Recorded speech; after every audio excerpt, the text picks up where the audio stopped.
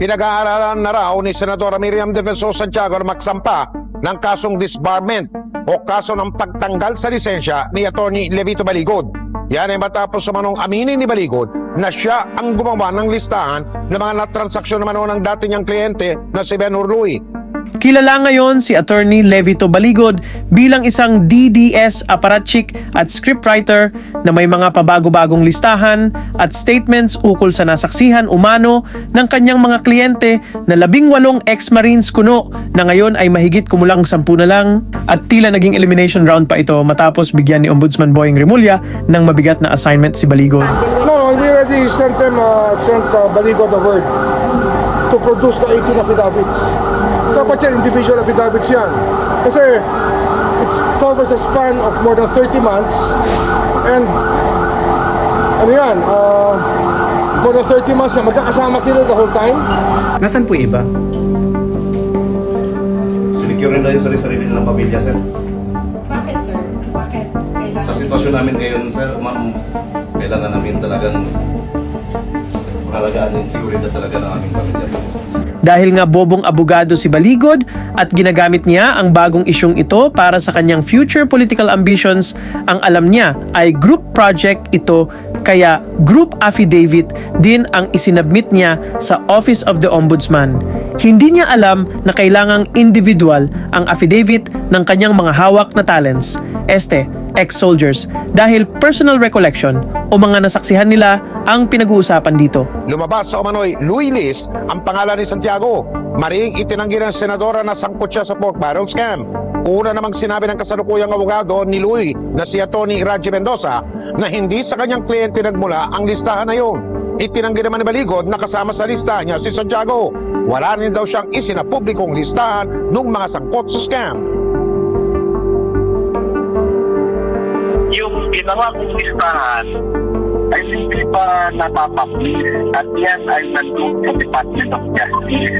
Yung sinabmit ko na parang letter complaint sa Department of Justice ay wala akong maalala na pangalan po niya doon. Pero nalaman nga natin na may ganito ng dark history nga, si Baligod mahigit 1 dekada na ang nakaraan. Kaya nga siya balak ipadisbar noon ni late Senator Miriam Defensor Santiago dahil sa mali-mali niyang listahan. Pero bago niyan, tinanggal siya ng kanyang kliyente na si Ben Hurluy dahil naging busy na raw ito sa ibang bagay. Samantala, balikan po natin ang ulat ni Lia Manialac del Castillo kaugnay nga po sa pagtanggal kay Atty. Levito Baligod bilang abogado ng pork barrel scam whistleblower na si Ben Hurluy. Lia? Rafi, tanggal na nga si Atty. Levito Baligod bilang abogado ng whistleblower na si Ben Hurluy.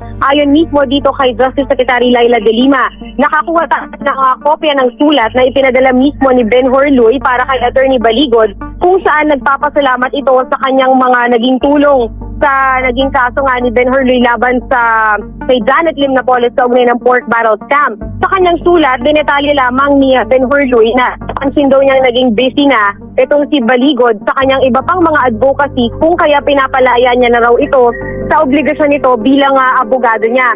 Ayon naman, Rafi, sa isang mapagkakatiwalaang source din ng GMA News, isa raw sa hindi na pagkasunduan ng dalawa ay yung di umano'y pagtigil ni Baligod na idiin ni Louie si Sandigan Bayan Justice Gregory Ong. Kung matatandaan, Rafi, doon sa isang affidavit ng isa sa mga whistleblower na si Marina Tuna, binanggit nito na si Justice Ong di umano ang sinabi raw ni Janet Lim Napoles na contact niya sa korte at tutulong sa kanya para mapabilis ang kanyang pagkakakulong kung sakasakali.